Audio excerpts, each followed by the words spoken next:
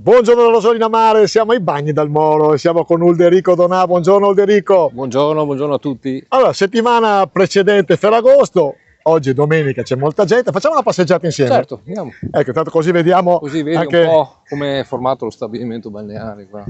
Allora, che naturalmente la domanda come va quest'anno, perché poi un po' di polemiche ci sono state, sembrava che il mondo fosse fermato, invece mi dicevi fuori onda che fondamentalmente cioè, è in linea con gli anni forse pre-Covid. Sì, è proprio così, è proprio in linea con gli anni pre-Covid.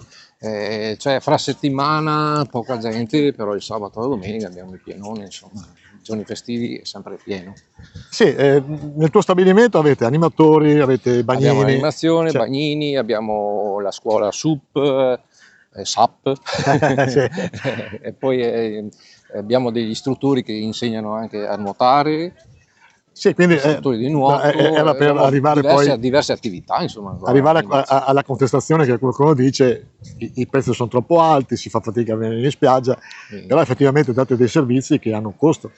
Certo, servizi che hanno un costo, poi se andiamo a sommare la pulizia spiaggia, anche l'arenile viene pulito da noi balneari, cioè, e diciamo che lo spiaggiato arriva dall'alto Italia, insomma. Sì, di cui non siete responsabili. Non siamo responsabili, però le spese sono nostre, il nostro carico, insomma. Un'altra contestazione dicevano i lettini sono cari, eccetera, però rispetto a altre spiagge del litorale nazionale avete 4-5 spazi liberi, quindi se uno non vuole spendere, non spende. Certo, ci sono le spiagge libere dove uno ci può andare tranquillamente.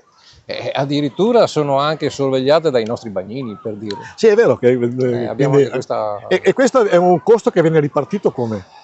Questo Cioè, non è, ve lo pagate voi praticamente? Cioè, chi ce l'ha vicina sa che deve stare attento anche alla spiaggia libera, giustamente. Facendo 1 a 10, che stagione è questa? Diciamo che è una stagione da 8. Beh, insomma, dai, buono. Non è male, insomma. È un buon voto. Quindi, certo. A me piace intervistare Ulderico perché è uno sul pezzo. Quanti anni è che siete qua voi? Dal 49, cioè primo io stabilimento. non sono dal 49 però. Però voi, la tua famiglia è il primo stabilimento qua a Rosolina Mare. Di Rosolina Mare e Bagni del Molo. E quindi hai un po' il termometro sì. Ed è cresciuto bene. Un po' sì. Posso fare mia una frase di un nostro amico che è Enrico De Gattaccio, sì, okay. Che diceva, io ogni volta la ripeto, fare un acquapark, non so, fare un super scivolone, fare una cosa straordinaria con un paio di milioni di euro, ce la fai, 5 milioni, 10 milioni di euro. Per fare una pineta ci vogliono 50 anni. Sì. Quindi godiamoci questa pineta, godiamoci questa spiaggia che effettivamente nelle spiagge del nord Adriatico. Qualcuno dice che a Rosolina Mare non c'è niente, non è vero. Abbiamo solo natura, bellissima, perché abbiamo una pineta che è bella, le spiagge sono grandi, enormi, il mare è anche bello, anche il mare. Andiamo a vederlo. A discapito. Andiamo a vederlo, perché poi... A discapito che abbiamo due fiumi, i fiumi più grandi d'Italia, siamo nel mezzo, però il mare è bello. Ecco, guarda, mi immergo nell'acqua, effettivamente non è sporco, cazzo no. Guarda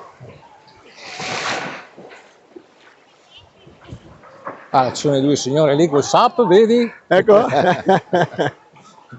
Ulderico, ti ringrazio sempre per la tua disponibilità. Grazie a voi. Grazie. Viva Rosolina Mare. Viva Rosolina Mare sempre.